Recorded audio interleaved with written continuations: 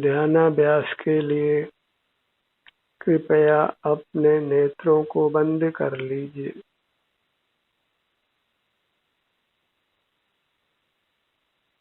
मूर्त नेत्र हमारे नहीं हैं और इनके माध्यम से हम मूर्त पदार्थों का, जो पर पदार्थ हैं, उनका आश्रय करते हैं।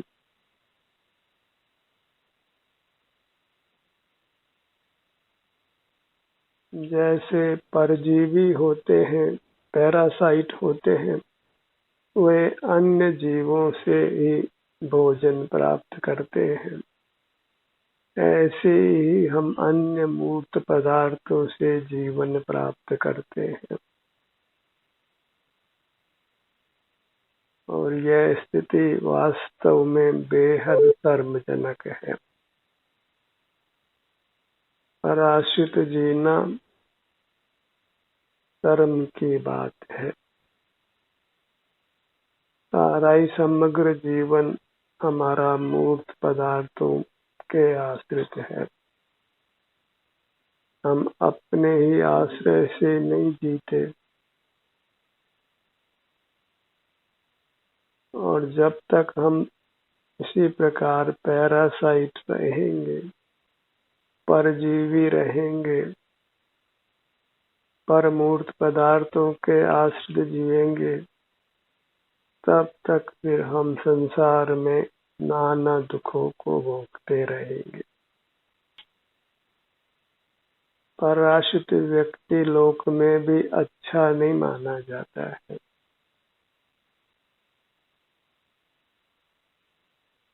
अब अपने अवलंबन से जीने का प्रयत्न करिए। मूर्त नेत्रों का और अन्य इंद्रियों का भी आश्रय नहीं करना है, इसलिए नेत्रों को बंद रखिए।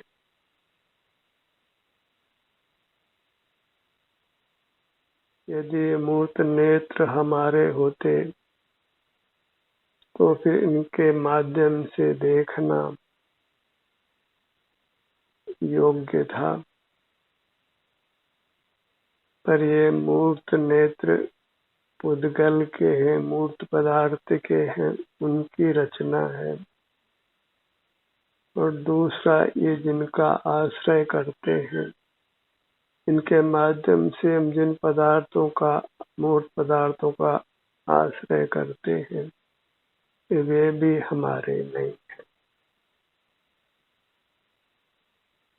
नेत्र और नेत्र के विषय दोनों ही पर हैं और इस प्रकार हम परावलंबी हैं, पैरासाइट हैं।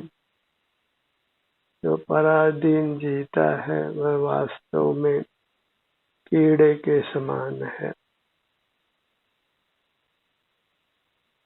कुछ शर्म खाकर हमें आत्मसन्मुख होना चाहिए।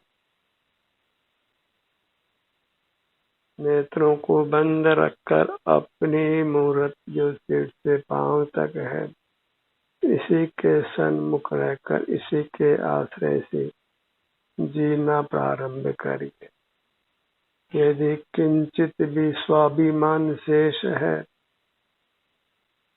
तो परजीवी होना बंद करिए, मूर्त पदार्थों के आश्रित जीना बंद करिए।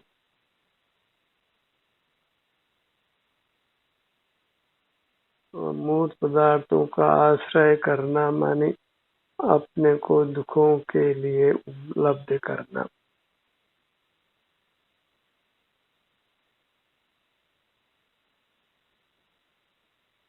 मूर्त पदार्थों का आश्रय करते ही हम सूक्ष्म मूर्त कर्म से बांध लिए जाते हैं।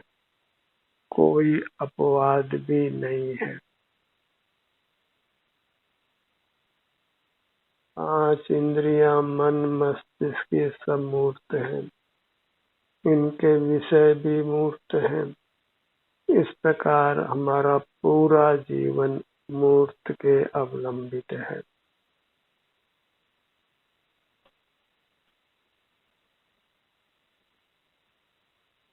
हम अपने पैरों पर मन अपनी अमूर्त काया पर अवलंबित नहीं है, स्वाधीन नहीं है, कोई इज्जत का जीवन नहीं जीते हैं। ये अलग बात है कि कोई हमको टोकता नहीं है, क्योंकि सभी तो परावलंबी हो रहे हैं। चोर चोर मोशेरे भाई, ऐसे सभी जीव परावलंबी होकर एक दूसरे के संबंधी होकर जी रहे हैं। मूर्त पदार्थों का उपभोग करते हैं, वह भी एक चोर बाट है। पराये धन को भोगना है। मूर्त का धन है, उसका स्वामी मूर्त है। जैसे हमारे स्वामी हम ही हैं, ऐसे ही मूर्त पदार्थों के स्वामी वे मूर्त पदार्थ ही। एक ही पदार्थ में स्वस्वामी संबंध होता है। पदार्थ कहीं मालिक कहीं, ऐसा वास्तव में नहीं होता है। मनुष्य ही ऐसी कल्पना कर लेता है। चारों ओर मूर्त पदार्थों के स्वामित्व की कल्पना करता है। आप तो कहीं और उसके स्वामित्व वाली वस्तु कहीं और। ये सब एकांत मोह है।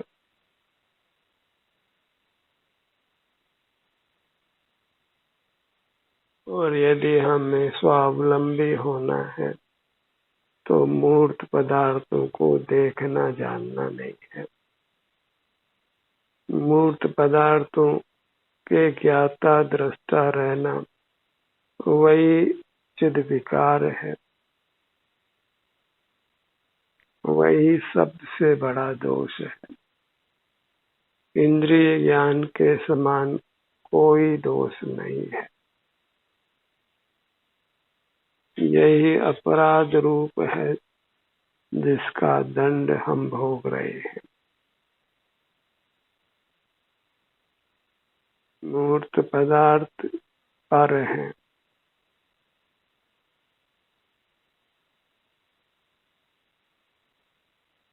इसलिए उनको विषय बनाना, किसी भी प्रकार से उपयोग में लेना, वह सब एकांत आपराधिक वृत्ति है। और इस अपराध के रहते हम स्वावलंबन का सुख नहीं पा सकते, स्वाधीन नहीं हो सकते हैं। परावलंबी को कहीं सुख नहीं है।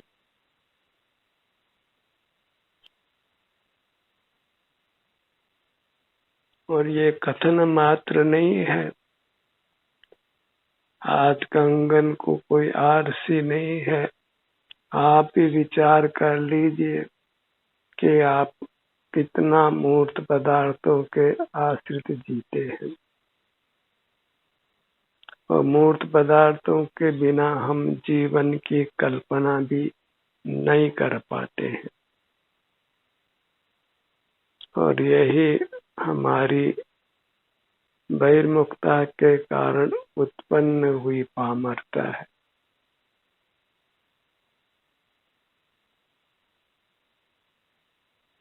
परावलंबन करके ही हम अपने परमात्मा को आसमान से धरती पर ले आते हैं।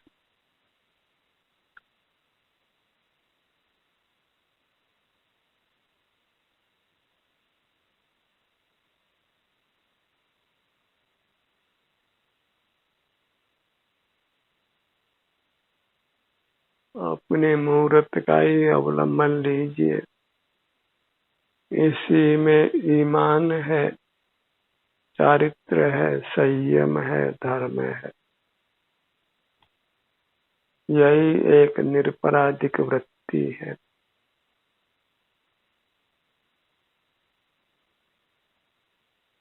और ये अभ्यास साध्य है, इसलिए अपना मुख अपने सिर से पांव तक रखिए। इसी के किसी भाग का भी अवलंबन लीजिए।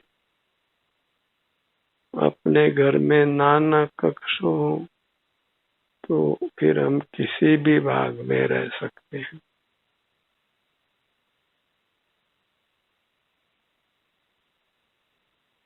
सिर से पांव तक हमारी मूर्त विशाल है, इसके किसी भी भाग में रहिए।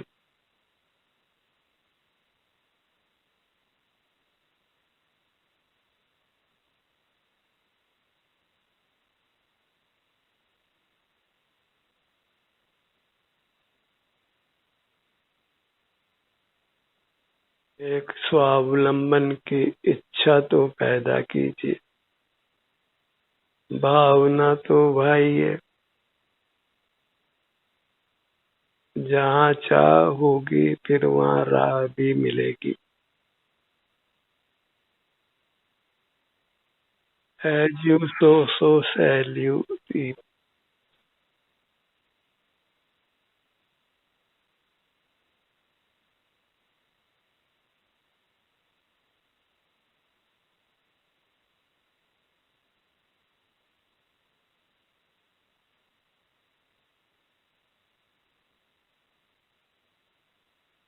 स्वावलंबी होने की प्रबल चाह पैदा करिए।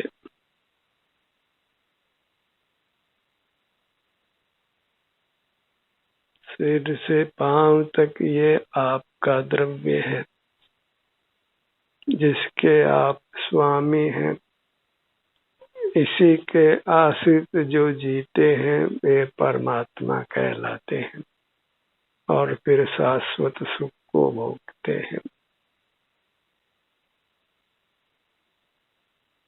तो सिर से पांव तक जो अपनी मूरत है, चिन्ह मूरत है, जो आनंद का घन पिंड है, इसी के सन्मुख रहकर इसी के अवलंबन से जीना प्रारंभ कीजिए।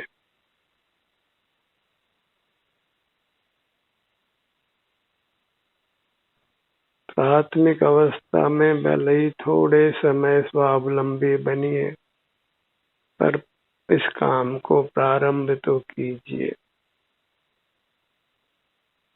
और well start is half done. यदि आप अंतर्मन से खुशी से अपने सन्मुख होंगे तो समझ लीजिए आपने मोक्ष की आधी यात्रा कर ली।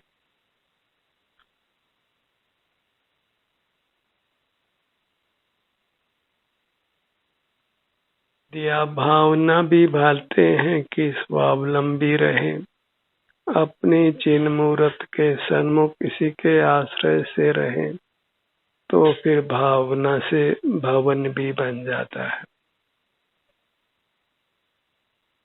आत्म भवन भावता जीव लहे केवल सुख रे। जो सिर से पांव तक ये हमारा आत्म भवन है, आनंद भवन है, चिन्ह मूर्त है, चिद्रूप है, महान चेतन पदार्थ है, परमात्मा रूप परमात्मा है, परम शरणदाता है, मंगल है, लोक में सर्वोत्तम है, और सबसे बड़ी बात कि ये स्वद्रव्य है। इसी के आश्रय कर हम परावलंबन को छोड़ सकते हैं। पैरासाइट स्वभाव जो हमने बना लिया है, पर के आश्रय से जीने का, उस स्वभाव को मिटा सकते हैं।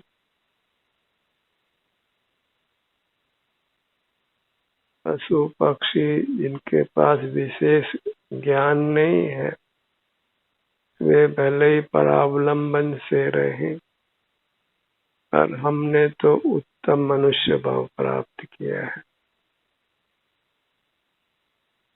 हम अपने हित अहित को समझ सकते हैं, अहित का मार्ग छोड़कर हित के मार्ग में लग सकते हैं और हित का मार्ग स्वावलंबी होना है, परावलंबन छोड़ना है। कीट ही परजीवी होते हैं, मनुष्यों को पराश्रित जीना योग्य नहीं है।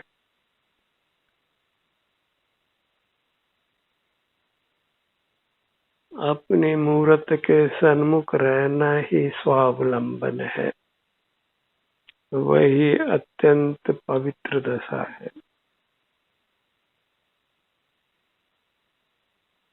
जैसे हम परमात्मा की अचेतन प्रतिमा को देखते हैं, परमात्मा की तो कहना कथन मात्र है। मूर्त की अचेतन मूर्त प्रतिमा देखते हैं, एकटक होकर आदर के साथ में उससे भी अनंत गुणा आदर अपनी चेतन प्रतिमा के प्रति करिए। मूर्त पदार्थ तो वास्तव में आदर के योग्य नहीं है, क्योंकि वह तो बंध का और संसार का हेतु है, और मोक्ष का हेतु तो अपनी अमूर्त काया है। इसलिए अपनी अमूर्त चेतन काया के प्रति पूर्ण आदर भाव जगाकर इसके अवलंबन से इसके सन्मुख रहना प्रारंभ कीजिए, और निश्चित जानिए बूंद बूंद करके घड़ा भर जाता है।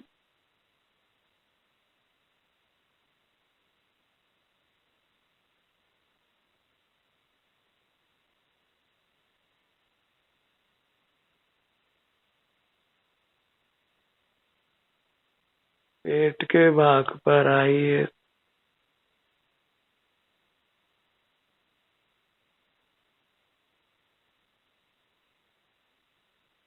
यहाँ फिर अपने चित्त को लाइए और बहुलता से यहाँ रहने का प्रयत्न करिए,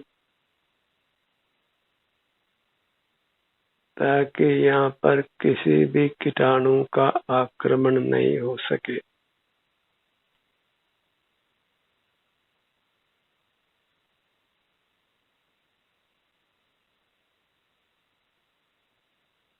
सीने का भाग और पेट का भाग कीटाणुओं के आक्रमण से बचा कर रखिए। उसके लिए अपने ध्यान को अपने इस भाग पर अधिक से अधिक रखने का प्रयत्न करिए।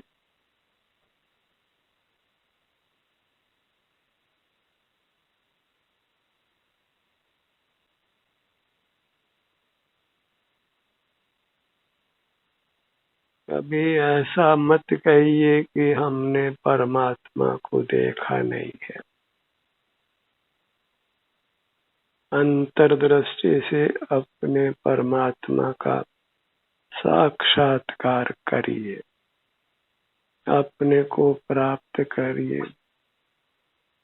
अपने सन्मुख होना, अपना ध्यान अपनी ओर लाना, वही परमात्मा दर्शन है,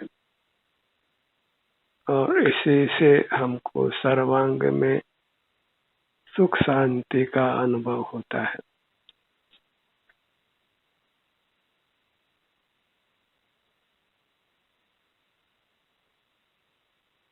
मेरा साई नहीं दूर दिसंतर मोही में है, मोई सूझत निकी। मेरा परमात्मा कई दूर दिशाओं में नहीं है, कई मंदिरों में, चैत्यालयों में, तीर्थों में नहीं है।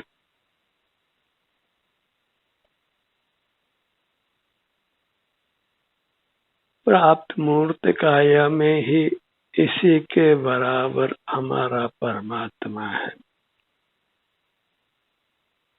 इसी के सन्मुख बने रहना है।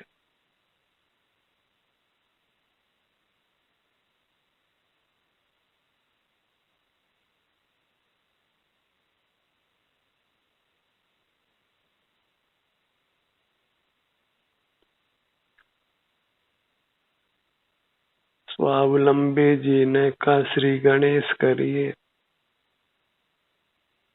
फिर उत्तरोत्तर स्वावलंबन का समय बढ़ाइए।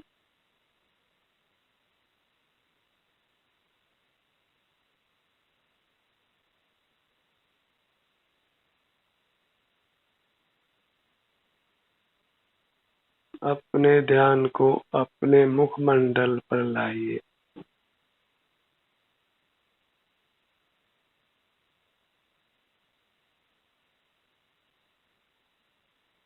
हमें प्राथमिक अवस्था में सुख मिले या ना मिले, पर हम स्वावलंबी तो होते ही हैं। पैरासाइट वाली जिंदगी तो छोड़ते हैं। मूर्त पदार्थों के आश्रित जीना धीरे धीरे कम करते जाइए और अमूर्त अपनी चेतन काया के आश्रय से जीने का समय बढ़ाते जाइए।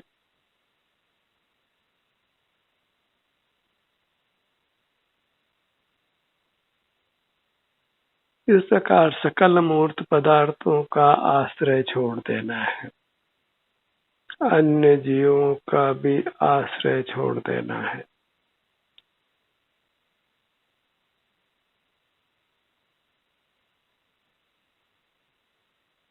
मूर्त पदार्थ दो प्रकार के हैं, एक अचित और दूसरा सचित, तथा जिसमें जीव बसा हुआ है।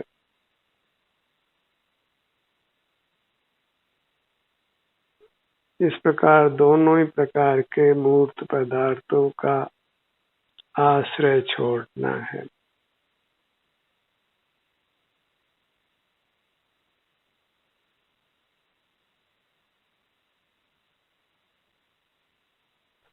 अपने ध्यान को अपने पीठ के भाग पर लाइए।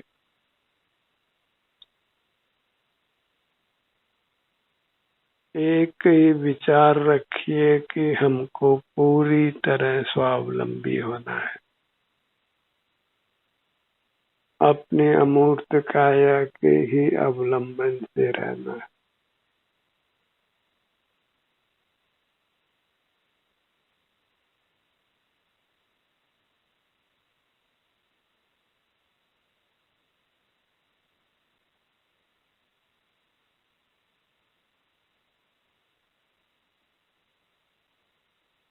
अपने ध्यान को अपनी दोनों भुजाओं पर लाइए। जिन जिन भागों पर हम अपना ध्यान ले जाते हैं, उन भागों में स्वतः ही रक्त की आपूर्ति बढ़ जाती है, ऑक्सीजन की आपूर्ति बढ़ जाती है और वे अंग पहले से अधिक स्वस्थ होते हैं।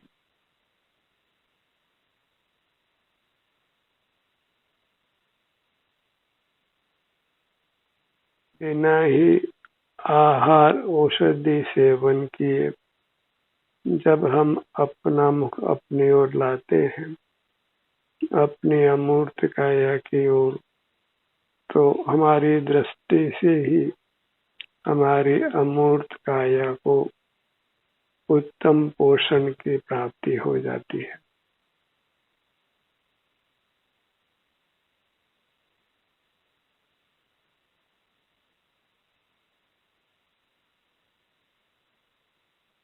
हम अकृत्रिम हैं, अनादि से हैं, अनंत काल तक रहना है और परावलंबन से कब तक रहना है। परावलंबी दशा ही प्रकट करती है कि हम कमजोर हैं और कमजोरी को हमें समाप्त करना है। उसके लिए अपने मूर्त के ही निरंतर सन्मुख रहने का प्रयत्न करते रहना है। अपने अमूर्त अंग उपांगों का नाम अपने मन में बारी बारी से लीजिए और अपने ध्यान को वहीं पर बना कर रखिए।